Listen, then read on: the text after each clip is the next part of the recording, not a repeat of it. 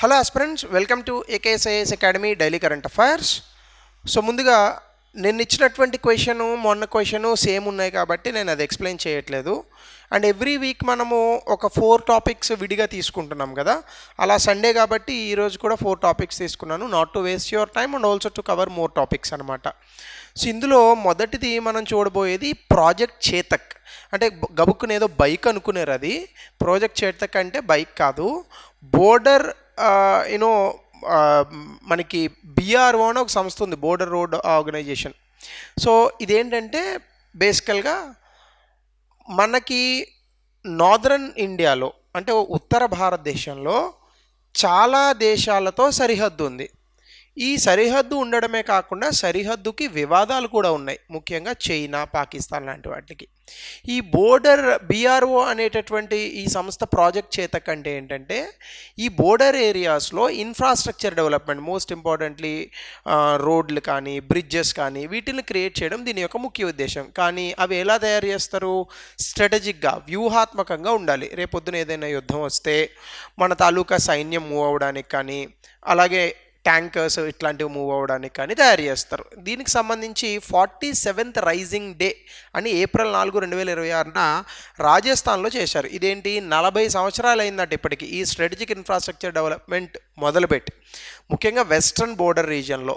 So కాబట్టి ఈ project Chetak అనేది బోర్డర్ రోడ్ ఆర్గనైజేషన్ చేసింది ఏంటంటే ఇది వన్ ఆఫ్ ద లార్జెస్ట్ ప్రపంచంలోనే, అలాగనే స్ట్రాటజికల్లీ వ్యూహాత్మకంగా చాలా ప్రాముఖ్యత ఉన్నటువంటి ప్రాజెక్ట్ ఇది. ఇది 1980లో రైజ్ చేశారు to develop and maintain roads. ఈ ఏరియాస్లో రోడ్స్ని వేయడం కోసం, దాని ద్వారా రేపొద్దున యుద్ధం వస్తే కనుక మన సైన్యం మూవ్ అయ్యి ఇబ్బందులు లేకుండా ఉండడానికి. అలాగనే డిఫెన్స్ రిలేటెడ్ ఇన్ఫ్రాస్ట్రక్చర్ కూడా వెస్ట్రన్ బోర్డర్లో, ముఖ్యంగా రాజస్థాన్, పంజాబ్, నార్దర్న్ గుజరాత్, ఈ సర్క్రీక్ ప్రాంతాన్ని డిఫెండ్ చేసుకోవడానికి ఇలా కూడా అనుకోవచ్చు. ఇది ప్రాజెక్ట్ చేతక్.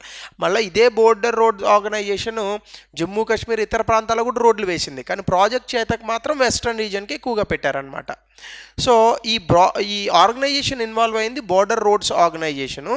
దీని గురించి కనుక మనం చూస్తే బేసికల్గా ఇది బోర్డర్ ఇన్ఫ్రాస్ట్రక్చర్, సరిహద్దు ప్రాంతాల్లో ఈ యొక్క మౌలిక సదుపాయాల కల్పన చేస్తుంది. అలాగనే మిలిటరీకి కావాల్సినటువంటి లాజిస్టిక్స్ ఏవైతే ఉంటాయో, especially in the western India, అంటే ఇండియాకి వెస్ట్రన్ పార్ట్లో మనకి ఉన్నాయి, నార్దర్న్ పార్ట్లో ఉంది, ఈస్టర్న్ పార్ట్లో ఉంది border.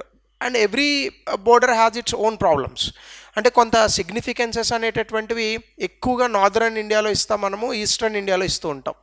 So border infrastructure, military logistics in the sense here మనకి రవాణా సౌకర్యాలు ఇవన్నీ అనుకోవచ్చు. సో ఇలా మనకి ఆల్ వెదర్ కనెక్టివిటీ. ఇప్పుడు ఫర్ ఎగ్జాంపుల్ నార్దర్న్ ఇండియాలో కనుక మనం చూసుకుంటే మోర్ ఆర్ లెస్ మనకి ఎక్కువగా స్నోఫాల్ అది వస్తూ ఉంటుంది. ఈ స్నోఫాల్కి ప్రాబ్లం రాకుండా అక్కడ కనెక్ట్ చేస్తారు. బట్ వెరాజ్ when comes to the western front మనకి కొంత ఎండ, ఆల్ వెదర్ రోడ్స్కి కొంత ఇబ్బంది అనేటటువంటిది ఉంటుందన్నమాట. సో రెండవది టు సపోర్ట్ నేషనల్ సెక్యూరిటీ, అలాగనే రీజనల్ ఎకనామిక్ డెవలప్మెంట్. అంటే బేసికల్గా మనకి సెక్యూరిటీ కరెక్ట్గా లేని చోట economic development is not possible. మీరు ఆలోచించండి, ఫర్ ఎగ్జాంపుల్ నార్దర్న్ ఇండియా ఉంది, సదరన్ ఇండియా ఉంది. ఎక్కువ పాపులేషన్ ఎక్కడుంది? నార్దర్న్ ఇండియాలో ఉంది. మరి డెవలప్మెంట్ సదరన్ ఇండియాలో ఎందుకు జరుగుతుంది? Because southern India is free of terrorism, southern India is free of border problems. Southern ఇండియాకి ఎక్కడ కూడా వేరే దేశాలతో లింక్ ఉండదు. ఇలా లేనప్పుడు ఏమవుతుంది, మనకి ఇన్ఫ్రాస్ట్రక్చర్ డెవలప్మెంట్ కానీ, ఇన్వెస్ట్మెంట్స్ కానీ ఇలాంటివి ఈజీగా వస్తాయి ఏ దేశానికైనా. ఆ కంటెక్స్లో మనకి నేషనల్ సెక్యూరిటీ ఉంటేనే రీజనల్ ఎకనామిక్ డెవలప్మెంట్, అంటే ప్రాంతీయ అభివృద్ధి అని అంటారు తెలుగులో, అది జరుగుతుందన్నమాట. సో అది తీసుకురావడం కూడా దీని యొక్క ముఖ్య ఉద్దేశం. సో దీనికి ఫీచర్స్ ఏంటంటే ఎక్స్టెన్సివ్ రోడ్ నెట్వర్క్ని క్రియేట్ చేస్తున్నారు, ముఖ్యంగా వెస్ట్రన్ బోర్డర్లో లైక్ బికనేర్, రాజస్థాన్ ఈ ప్రాంతాల్లో ఒక 4000 కిలోమీటర్స్ రోడ్స్ వేయాలి. దీని యొక్క ముఖ్య ఉద్దేశం. 2 డిఫెన్సివ్ ఇన్ఫ్రాస్ట్రక్చర్కి సంబంధించి డిచ్ కమ్ బండ్ అని చెప్పి కొన్ని ఉంటాయి. ఇక్కడ 214 కిలోమీటర్స్ వేస్తారు. అంటే ఫ్లడ్డింగ్ ఏరియాస్లో కూడా బోర్డర్ సెక్యూరిటీ అండ్ ఈ ఇన్ఫ్రాస్ట్రక్చర్ డెవలప్మెంట్ దీని యొక్క ముఖ్య ఉద్దేశం. అలాగే స్ట్రాటజిక్ అప్గ్రేడేషన్, అంటే ఫీడర్ రోడ్స్ అని ఉంటాయి బేసికల్గా ఇంటర్నేషనల్ బోర్డర్స్లో మనకి, ఎస్పెషల్లీ యుద్ధాలు అవి వచ్చినప్పుడు ఎక్కువగా యూజ్ చేస్తారు. సో మోర్ స్టాండర్డ్స్తో నేషనల్ హైవేస్, డబుల్ లేను, మన ట్యాంక్స్ అవి మూవ్ అవ్వడానికి ఉంటాయన్నమాట. సో ఇవి కూడా ఈ బోర్డర్ రోడ్స్ ఆర్గనైజేషనే చేస్తూ ఉంటుంది. So this is your first topic. అందులోనే సిగ్నిఫికెన్స్ ఏంటంటే నేషనల్ సెక్యూరిటీ, రీజనల్ డెవలప్మెంట్, ఇది దీని యొక్క ముఖ్య ఉద్దేశం. ప్రాజెక్ట్ చేతక్ అని మనకి ప్రిలిమ్స్లో రాగానే 2 ఆస్పెక్ట్స్ మీద ఫోకస్ చేస్తాడు. 1 నేషనల్ సెక్యూరిటీ, ఎందుకంటే జాతీయ భద్రత ఉంటేనే కదా దేశం నిలబడేది. Without national security there is no way that you can save the country. Second, regional development లేకపోతే అక్కడ ప్రజలు ఎదురు తిరుగుతారు. ఆబ్వియస్గా మనం ఆ పాయింట్స్ని హోల్డ్ చేయలేం. ఇప్పుడు జమ్మూ అండ్ కాశ్మీర్లో మనకు అదే ప్రాబ్లం. జమ్మూ అండ్ కాశ్మీర్లో భారతదేశం ఎంత చేస్తున్నా why some people are against to India? Regional development లేదు అక్కడ. ఎప్పుడైతే ఎకనామిక్ డెవలప్మెంట్ వస్తుందో people will get some trust on government. So ఇది ఉండాలన్నమాట. కాబట్టి ఈ రిమోట్ బోర్డర్ ఏరియాస్లో ట్రేడ్ పెరగాలి, మొబిలిటీ పెరగాలి, సోషో ఎకనామిక్ ఇంటిగ్రేషన్ జరగాలి, జిఎస్డిపి పెరగాలి. సో ఇవన్నీ దీని యొక్క ముఖ్య ఉద్దేశాలు. సో సెకండ్ టాపిక్ సమ్వేర్ ఎస్ఎన్టీలో ఉపయోగపడుతుంది, దట్ ఈజ్ ఇంటర్నెట్ ప్రోటోకాల్స్. చాలామంది బీటెక్ చదువుకున్న వాళ్ళు కూడా సరిగ్గా చదువుతూ ఉండరు ఇవి, బట్ లెట్ us ట్రై. ఇక్కడ 6 major Indian ISP internet service providers అని అంటాం. వీళ్ళు ఇన్కన్సిస్టెంట్ ఇంటర్నెట్ సెన్సార్షిప్ చూశారట. అంటే ఈ మధ్య కాలంలో ఇండియాకి ఎస్పెషల్లీ సెన్సార్షిప్ పెరుగుతోంది. Free media, free internet restrictions లేకుండా ఉండడం అనేది ఎక్కువ ప్రాబ్లం అయింది because of the national security issues. దీనికి సంబంధించి 43,000 బ్లాక్డ్ డొమైన్స్లో ఓన్లీ 1400 బ్లాక్డ్ డొమైన్సే రెస్ట్రిక్ట్ వచ్చాయని ఒక చిన్న న్యూస్ వచ్చింది. అది మనకి ఇంపార్టెంట్ కాదు, కానీ టెక్నాలజీ పరంగా ఇంకో ఇవి ఇంపార్టెంట్. జనరల్గా మనకి ఏం కనిపిస్తుంది, అప్లికేషన్ ఇంటర్ఫేస్ అని ఉంటుంది. ఇప్పుడు గూగుల్ ఓపెన్ చేయగానే ఒక బటన్ వస్తుంది మనకి, ఒక ఏరియా, సెర్చ్ ఇంజన్. అందులో టైప్ చేస్తాం. బ్యాక్గ్రౌండ్లో ఏం జరుగుతుందో ఎవరికి తెలియదు. సో బ్యాక్గ్రౌండ్లో ఏముంటాయంటే ఫస్ట్ మనకు కనిపించేది అప్లికేషన్ లేయర్, కానీ బ్యాక్గ్రౌండ్లో దానికి ట్రాన్స్పోర్ట్ లేయర్ అని ఒకటి ఉంటుంది, ఇంటర్నెట్ లేయర్ అని ఒకటి ఉంటుంది, లింక్ లేయర్ అని ఒకటి ఉంటుంది. సో ఇవి కనుక మనం అర్థం చేసుకుంటే ఇంటర్నెట్ ప్రోటోకాల్స్ గురించి, ఫస్ట్ ఇంటర్నెట్ ప్రోటోకాల్ గురించి చూద్దాం, then will go to layers. Internet protocol అంటే ఏంటంటే they are set of rules. ఇండియాకి కాన్స్టిట్యూషన్ ఎలా ఉందో ఇంటర్నెట్కి ఇంటర్నెట్ ప్రోటోకాల్. ఈ ప్రోటోకాల్ ఏం చేస్తుందంటే ఒక డేటాని ఎలా సెండ్ చేయాలి, డేటాని ఎలా రిసీవ్ చేసుకోవాలి. అంటే మీరు ఒక డేటాని సెండ్ చేస్తున్నారు, that is sending data. You are receiving one data, that is receiving data. దీనికి కొన్ని రూల్స్ ఉంటాయి. ఇది ఎలా వస్తుంది, కొన్ని అడ్రస్లు ఉంటాయి, డేటా ప్యాకెట్స్ రూపంలో డెలివర్ అవుతుంది. ఒక పోస్టల్ సిస్టమ్ ఎలా వర్కౌట్ అవుతుందో అలానే డిజిటల్ సిస్టంలో కనుక వర్కౌట్ అయితే దానికి కొన్ని సెట్ ఆఫ్ రూల్స్ రాస్తే that is called internet protocols. అంతే. ఈ ఇంటర్నెట్ ప్రోటోకాల్స్లో జనరల్గా మనం ఇది ఎలా వర్క్ అవుతుందంటే మనం ఒక డేటా పంపుతాం. For example how are you అని మెసేజ్ పంపాం. ఈ హౌ ఆర్ యూలా వెళ్తుంది ఏంటి, అలా వెళ్ళదు. ఈ డేటా ప్యాకెట్స్ రూపంలో వెళ్తుంది. ప్యాకెట్ అంటే ఎక్కడ ఉంటుందని అడగకూడదు, ఆ ప్యాకెట్ కనిపించదు. సో ఈ ఈచ్ ప్యాకెట్ అనే దానికి ఒక సోర్స్ ఉంటుంది, ఒక డెస్టినేషన్ ఐపీ అడ్రస్ ఉంటుంది. సోర్స్ అడ్రస్ సెండర్ నుంచి వెళ్తుంది, డెస్టినేషన్ అడ్రస్ రిసీవర్కి వెళ్తుంది. సో ఈ రూట్స్ ఎలా వెళ్తాయి అంటే ఒక్కొక్క ఏరియా, ఫర్ ఎగ్జాంపుల్ మనం కంప్యూటర్ వాడుతున్నాం, దానికి ఒక ఐపీ అడ్రస్ ఉంటుంది. ఇంటర్నెట్ వాడతాం, దానికి ఒక ఐపీ అడ్రస్ ఉంటుంది. దీన్ని లింక్ చేసుకుని డేటా ట్రాన్స్మిషన్ జరుగుతుంది. అయితే ఈ డేటా ట్రాన్స్మిషన్లో కొన్ని ప్రోటోకాల్స్ ఉంటాయి. ఈ ప్రోటోకాల్స్ని ఫాలో అవ్వకపోతే ఈ డేటాని మనం కరెక్ట్గా పట్టుకోలేం. దీనికి సంబంధించి కామన్ ప్రోటోకాల్స్ ఏంటంటే డిఎన్ఎస్, హెచ్టిటిపి, ఇవన్నీ చదువుతారు జనరల్గా, హైపర్ టెక్స్ట్ ట్రాన్స్ఫర్ ప్రోటోకాల్ ఇట్లాంటివి.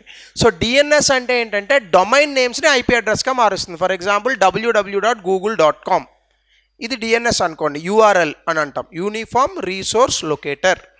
దీని వెనకాల దానికి ఒక ఐపీ అడ్రస్ ఉంటుంది, ఏదో 192.110.2157 ఇట్లా. సో ఈ డిఎన్ఎస్ అనేది ఏం చేస్తుందంటే డొమైన్ నేమ్స్ని ఐపీ అడ్రస్గా మారుస్తుంది. హెచ్టిటిపి అంటే ఏంటి, వెబ్లో డేటాని ఎక్స్చేంజ్ చేసేది. హెచ్టిటిపిఎస్ అని వస్తుంది, మీరు ఎప్పుడైనా పైన ఇంటర్నెట్ చూస్తుంటే కనిపిస్తుంది. ఎస్ అంటే సెక్యూర్ అని, ఎస్ లేకపోతే అన్సెక్యూర్, మీ డేటా బ్రీచ్ అయ్యే అవకాశం ఉంటుంది. సో టిఎల్ఎస్ అనేది ఉంటుంది, ఇదేంటంటే authentication and encryption of data. అంటే మీ డేటా ఎవరు చూడకూడదు, సెండర్కి రిసీవర్కి తప్ప ఇంకా డేటా ఎవరికి కనిపించకూడదు. That will be taken care by TLS. TCP అంటే ఇది కూడా ట్రాన్స్ఫర్స్ ప్రోటోకాల్. ఇక్కడ రిలయబుల్ సీక్వెన్షియల్ డెలివరీ. అంటే ఇప్పుడు మనం డేటాను పంపించాం, 1 GB data will be divided into 10 pieces. First piece ఫస్టే వెళ్ళాలి, థర్డ్ పీస్ ఫస్ట్లో వచ్చింది అనుకోండి డేటా పోతుంది. సో ఇది ఇందులో ఉంటుందన్నమాట. దీనికి సంబంధించి మనకు కొన్ని ఇంటర్నెట్ సెన్సార్షిప్స్ ఉన్నాయి. That is where actually most of the questions are asked. గతంలో ఐటీ యాక్ట్ 2000లో 69A అని ఒకటి ఉంది. ఇదేంటంటే గవర్నమెంట్ ఏ కంటెంట్ అయినా బ్లాక్ చేయొచ్చు. ఇది వాడి చాలామంది అమ్మాయిలను కూడా ఫేస్బుక్లో లైకులు కొట్టారని మహారాష్ట్ర గవర్నమెంట్ అరెస్ట్ చేసింది. దీని మీద సుప్రీంకోర్టులో కొన్ని కేసులు పడ్డాయి. అప్పుడు ఈ పర్టికులర్ సెక్షన్స్ని సుప్రీంకోర్టు కొంత స్టేలో పెట్టింది. So these type of questions are very regular in prelims. జనరల్గా మనం ఇట్లాంటివి ఇగ్నోర్ చేసి పెద్దగా పుస్తకాలు చదువుతాం, వాడు ఇలాంటి చిన్నవి అడుగుతాడు, పోతుంది. సో కాబట్టి సెక్షన్ 79 ఏంటంటే ఇంటర్నెట్ సర్వీస్ ప్రొవైడర్స్, జియో ఇట్లాంటి వాళ్ళు ఉంటారు కదా, వాళ్ళు ఏ రూల్స్ ఫాలో అవ్వాలి, గైడ్లైన్స్ ఫాలో అవ్వాలి, దట్ ఈస్ సెక్షన్ 79. సో దీనికి కొన్ని లైసెన్సింగ్ అగ్రిమెంట్స్ ఉంటాయి, వాటిని అనుసరించి మాత్రమే సైట్స్ని బ్లాక్ చేస్తారు. So that is part of your internet protocol. ఇందులో ఇంప్లిమెంటేషన్ ఎలా జరుగుతుందంటే డిఎన్ఎస్ పాయిజనింగ్ అని ఉంటుంది. ఇప్పుడు మనం www.google.com అని ఉంది, దీన్ని ఎవడో హ్యాక్ చేస్తాడు. మనం google.com పంపితే మెసేజ్ వేరే దానికి వెళ్తుంది. సో దాన్ని డిఎన్ఎస్ పాయిజనింగ్ అని అంటారు. ఇలాంటి క్వశ్చన్స్ జనరల్గా యూపీఎస్సీ ఆస్పిరెంట్స్ ఆన్సర్ చేయరు. ఎందుకు అంటే ఇదేదో చాలా కొత్త టాపిక్ అని అనుకుంటాం, కానీ they are the very easy topics to answer in the exam. కాబట్టి అట్లీస్ట్ వాటి గురించి కొంత అవేర్నెస్ ఉన్నా మనం ఆన్సర్స్ ఈజీగా చేయొచ్చు. 2, హెచ్టిటిపి యూఆర్ఎల్ ఫిల్టరింగ్ అంటే ఇది ఏంటంటే బేసికల్గా రెస్ట్రిక్టెడ్ వెబ్ అడ్రసెస్ ఉంటాయి. అంటే కొన్ని వెబ్సైట్స్ని బ్లాక్ చేస్తుంది గవర్నమెంట్. మనం వీటిని బ్లాక్ చేసుకునే యూఆర్ఎల్ ఫిల్టరింగ్ని బేస్ చేసుకునే ఆ అడ్రస్ని బ్లాక్ చేయొచ్చు. ఫర్ ఎగ్జాంపుల్ www.bharat.com అని ఉంది నా వెబ్సైట్ అనుకోండి, నేను ఏదో గవర్నమెంట్కి ఎగెనెస్ట్గా పెట్టాను, ఇది బ్లాక్ చేయాలని అనుకున్నారు, ఈ యూఆర్ఎల్ని బేస్ చేసుకునే బ్లాక్ చేస్తారు. దాన్ని హెచ్టిటిపి యూఆర్ఎల్ ఫిల్టరింగ్ అని అంటారు. 3, డీప్ ప్యాకెట్ ఇన్స్పెక్షన్. జనరల్గా ఇలాంటివి ఈ మధ్యకాలంలో మనకి కరెంట్ అఫైర్స్లో వస్తున్నాయి. అదేంటంటే డేటా కంటెంట్ని అనలైజ్ చేస్తారు. ఇక్కడ ఎంటైర్ వెబ్ అడ్రస్ని బ్లాక్ చేస్తారు. అలా కాకుండా డేటాలో ఉన్న కంటెంట్ ఏముంది అంటే లోపల ఏముంది కంటెంట్. చట్టం వేరు, చట్టం లోపల ఉన్నది వేరు కదా. చట్టం అనేది ప్రొసీజరల్ ఎస్టాబ్లిష్డ్ బై లా అంటాం, లోపల చూస్తే డ్యూ ప్రాసెస్ ఆఫ్ లా అంటారు. అట్లా ఇక్కడ కూడా కంటెంట్ వెబ్సైట్ వేరు, వెబ్సైట్లో ఉన్న కంటెంట్ వేరు. ఆ వెబ్సైట్ లోపల ఉన్న కంటెంట్ని బేస్ చేసుకొని బ్లాక్ చేస్తే డీప్ ప్యాకెట్ ఇన్స్పెక్షన్. ఈ మధ్య కాలంలో ఇది గవర్నమెంట్ ఎక్కువ చేస్తోందని కొన్ని రూమర్స్ ఉన్నాయి. So that is your second topic. 3 వచ్చేసి మౌంట్ సెమెరు. ఈ మధ్యకాలంలో బాగా పేలింది. అగ్నిపర్వతాలు అంటే పేలుతూ ఉంటాయి కానీ న్యూస్లో వస్తూ ఉంటాయి, అవి మన ఎగ్జామ్లో రాయాలి. సో మౌంట్ సెమెరు అనేటటువంటిది ఇండోనేషియాలో ఉంది. ఈ మధ్యకాలంలో రెగ్యులర్గా పేలుతోంది ఇది. So almost 1100 meters above it summit వచ్చింది అటుపోగా. యాక్చువల్గా గతంలో ఒక థియరీ ఉండే, ఇండోనేషియాలో ఒక అగ్నిపర్వతం పేలితే దాని ఎఫెక్ట్కి ప్రపంచంలో అందరూ చచ్చిపోయారట. కేవలం 17,000 మందో 17 లక్షల మందో మిగిలారట. వాళ్ళందరి సంతతే ఇప్పుడు భూమి మీద ఉన్నటువంటి మానవులట. There is one theory. So most active volcanoes in Indonesia ఇది సబ్డక్షన్ జోన్లో ఉంది. ఇండో ప్లేటు, ఆస్ట్రేలియన్ ప్లేటు వెళ్తూ ఉంటాయి. అక్కడ జనరల్గా మనకి మౌంటైన్స్ పెరుగుతాయి. This is where plate tectonics explain the things. So అందులోనే ఈ యురేషియన్ ప్లేట్ అనేటటువంటి దాని దగ్గర ఈ యాక్టివ్ వాల్కనో రీజన్ ఉంది. ఒక 3600 meters ఎలివేషన్ ఉంది, which is equal to 12,000 feet. Very big volcano. So ఇదేంటంటే పసిఫిక్ రింగ్ ఆఫ్ ఫైర్లో భాగం ఇది. Southern end of volcano massif ఇది ఒక కాల్డెరా అనే ఒక ప్రాంతం ఉంటుంది, అక్కడ వరకు పోతుంది. సో సమ్మిట్ టోపోగ్రఫీ మరీ డీప్గా వెళ్ళాల్సిన అవసరం లేదు, జస్ట్ ఏ ప్లేస్లో ఉందని అడుగుతాడు, ఏ ప్రాంతానికి చెందిందని అడుగుతాడు. సో దీని పేరు కూడా మహామేరు అని కూడా అంటారు. ఇది ఇప్పటి వరకు లాస్ట్ 200 yearsలో చాలాసార్లు ఎరప్ట్ అయింది. అలాగే రెగ్యులర్ యాష్ ఎక్స్ప్లోజన్స్ ఉంటాయి. దీని కారణంగా వాతావరణంలో కూడా ఎస్పెషల్లీ ఇండియన్ మాన్సూన్కి కూడా కొంత ప్రాబ్లం ఉంటుందని చెప్తారు, because of the cooling effects that it will display on the Indian Ocean. So అలాగే ఇది high volcanic and seismic activity రీజియన్లో ఉంది. So that is the topic. ఇంకా లాస్ట్ టాపిక్ ఎక్సర్సైజ్ సైక్లోన్ 2026. ఈ మధ్యకాలంలో ఇరాన్కి, యుఎస్ఏకి ఇంకా ఇతర దేశాలకి యుద్ధాలు జరుగుతున్నాయి. అక్కడ 1967లో ఇజ్రాయిల్తో ఢీకొట్టిన ఒక దేశం ఈజిప్ట్. బట్ ఈజిప్ట్తో ఇండియాకి మంచి రిలేషన్స్ ఉన్నాయి. ఇండియాకు ఉన్నంత ఫారెన్ పాలసీ ప్రపంచంలో ఏ దేశాలకు ఉండదు. అంటే మనకి ఇరాన్తో స్నేహం ఉంటుంది, అమెరికాతో స్నేహం ఉంటుంది, వాళ్ళిద్దరూ శత్రువులే, కానీ మనం వీళ్ళతో ఫ్రెండ్షిప్ చేస్తాం. అంటే చాలా అద్భుతమైన ఫారెన్ రిలేషన్షిప్. ఎవరూ దెబ్బలాడుకోవద్దు, అందరూ ఆనందంగా ఉండండి, అందరూ బాగుండాలి, అందులో నేను ఉండాలి. అందరూ ఎందుకు బాగాలేదంటే నువ్వు అందులో ఉన్నావు కాబట్టే, ఫస్ట్ పాయింట్. సో ఈ కంటెక్స్లో ఏంటంటే ఇండియా అన్ని దేశాలతోని ఫారెన్ పాలసీ చేస్తుంది. So Egypt is one thing there. So ఇప్పుడు ఇండియన్ ఆర్మీ కంటింజెన్సీ, ఒక ఇండియన్ ఆర్మీలో ఒక వింగ్ ఈజిప్ట్కి వెళ్ళి ఒక ఎక్సర్సైజ్లో పార్టిసిపేట్ చేశారు. జనరల్గా వెరీ రెగ్యులర్గా ఒక క్వశ్చన్ వస్తుంది యూపీఎస్సీలో, దట్ ఈజ్ ఎక్సర్సైజ్ సైక్లోన్ 2026. ఇది ఈజిప్ట్లో అన్షాస్ అనే ఒక ప్రాంతంలో జరిగింది. ఇది joint special forces India and ఈజిప్ట్కి 4th edition ఇది ఎక్సర్సైజ్. ఇప్పటికీ యాన్యువల్గా జరుగుతూ ఉంటుంది. ఆల్టర్నేట్గా ఇండియాలో ఒకసారి, ఈజిప్ట్లో ఒకసారి పెడతారు. సో ఇండియన్ కంటినెంట్లో 25 పర్సనల్ ఫోర్సెస్ వెళ్ళే స్పెషల్ ఫోర్స్ యూనిట్ నుంచి సేమ్ థింగ్ ఫ్రమ్ ఈజిప్ట్ కూడా కౌంటర్ పార్ట్స్ ఉన్నాయి. So they both are participating. So aim ఏంటంటే మిషన్ ప్లానింగ్ క్యాపబిలిటీస్. ఏదైనా యుద్ధం వచ్చినప్పుడు ఎలా చేయాలి. జనరల్గా నిజంగా ఏమి యుద్ధాలు చేయరు, కాకపోతే ఇలాంటి ఎక్సర్సైజెస్ వల్ల ఆ రెండు దేశాలకి మధ్య రిలేషన్స్ పెరుగుతాయి. సో ఇంటర్ఆపరబిలిటీ పెరుగుతుంది, వాళ్ళు మన దేశానికి రావడం, మనం అక్కడికి వెళ్ళడం. Special operation tactics, techniques Egypt నుంచి మనం నేర్చుకునేది ఏముంటుంది, వాళ్ళు మన నుంచి నేర్చుకోవాలి. కానీ సో అలాగే కొంత ప్రొఫెషనల్ ఎక్స్పర్టైజ్ బోత్ కంట్రీస్ మధ్య ఈ రకమైన రిలేషన్స్ పెరుగుతాయి అంతే. So that is where exercise cyclone 2026. So related question వాల్కనిజంకి సంబంధించి ఇచ్చాను, ఎర్లియర్ క్వశ్చన్ ఆఫ్ యూపీఎస్సీ. దయచేసి కమెంట్ సెక్షన్లో పెట్టండి. At the same time mains question, this time we can expect such questions.